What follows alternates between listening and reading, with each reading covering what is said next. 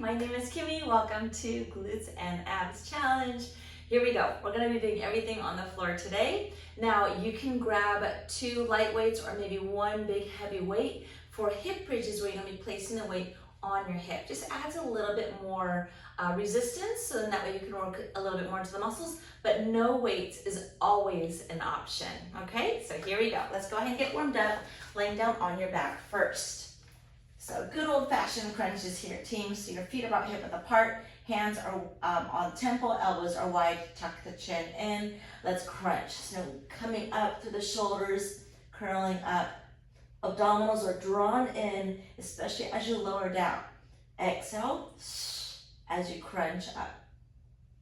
Let's add a little pelvic tilt to this. So we're gonna warm up through the lower abdominals as well, and then tuck the pelvis under as you crunch up, and then you just reset.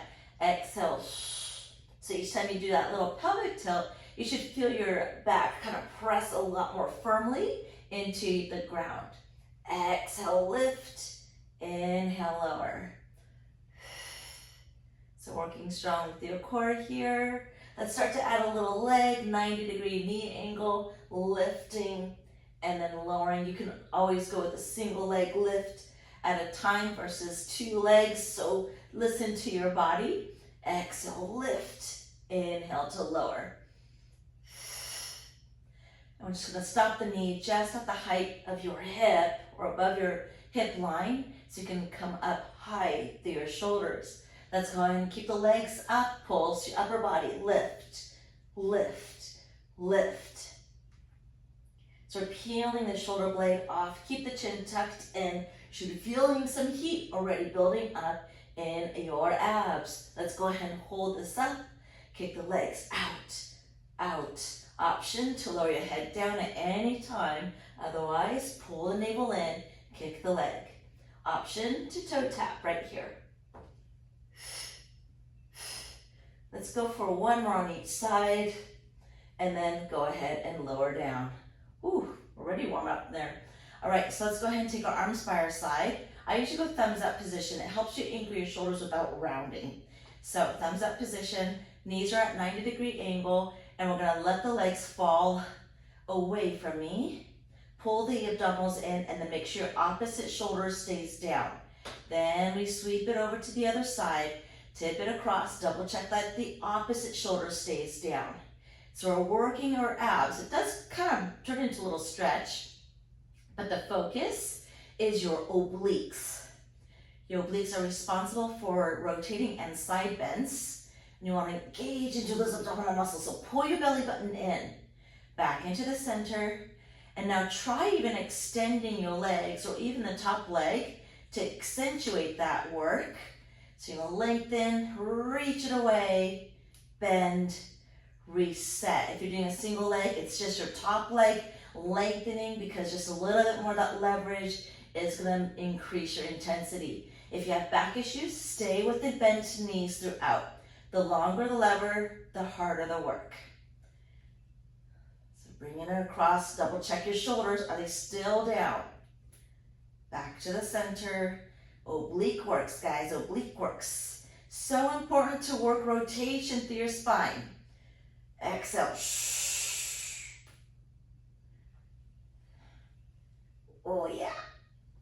Cool. Let's go ahead and reset and then come on down. Just give your legs a little swivel there. All right, so hopefully your core is feeling a little warmer. We're gonna work into our hip bridges. So this is where you'd wanna grab a weight. So I'm gonna grab 2 weights. These are 5-pounders, but you can definitely go heavier because these are big muscles back there, the glutes. You're placing your hand not on your belly, but on your hip joint. Feet are about hip width apart, and then you're just lifting your hips up and then lowering it down. If you have 1 dumbbell, like a heavy one, for example, you'll just place it in the middle of the pelvis here. But again, you want it to be along the crease of your hip. Okay, so we're lifting up and down, and of course, option to not use the weight. Okay, so you choose where you want to go. Squeeze through your buttocks though as you come up. We're not trying to climb up onto our neck, so it's about the shoulder blade area or what feels best for you. Now hold this up, everyone. From here, we're gonna go ahead and shift the weight to your left heel. Your right leg extends. Hold it there and then pulse your hip up. 6, 5, 4, 3, 2. Hold it up. Lower your right leg down and then lift your other leg up. And then pulse it. 6. Option to toe tap down and just kind of give yourself a little kickstand, but still focusing on that weight in that right glute.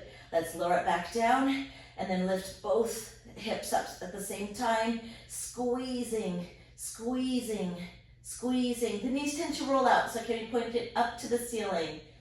Oh yeah, glutes are working. Now hold this up and then roll it down. Let's go ahead and tuck the knees into your chest for a second. And then we're gonna go ahead and lower it down. Lift your hips all the way back up. Now keep the knees pointing forward. You're gonna walk the heel away. So you're gonna go right leg forward, left leg forward. Feel that hamstring? Right leg back, left leg back, same side. Right leg forward, left leg forward. Squeeze your booty. Right leg back, left leg. Let's switch to the other side. Left leg forward, right leg forward. Squeeze your booty. Then your left leg back, right leg in. Let's go one more time. Left leg forward, right leg forward, left leg back, right leg back, and then roll it down. Whoo! Tuck the knee into your chest, stretch your lower back. Maybe even rock side to side there. Hip bridges are a great way to strengthen your glutes, your hips, and your lower back. Okay, let's roll over. Take that weight away. Your forearms are down.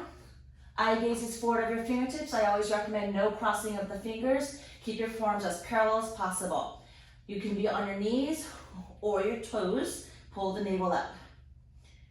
From here, we're gonna just do some hip dips. It's gonna go side to side with your hips. Now, we're not trying to roll your feet, guys. It's just your hips rocking side to side. So imagine dipping the hip down towards the ground, but pay attention to your heel. Is it still pointing up? I'm gonna face forward for a second. So basically what we're looking for here is for the hips to just dip down without moving the feet at all. So you're working lots into your obliques with that excessive movement through your knees. Side to side, keep going. And this can be absolutely done on the knees as well. Again, heel stays up. Let's make sure we're even on right and left. Back into the center, hold it, lock and load, push through your forearms, juice up your thighs. If you're on your knees, you're still working, and then down. All right, let's go ahead and send the hips back, stretching through your shoulder girdle and your lower back. Okie dokies, we're going into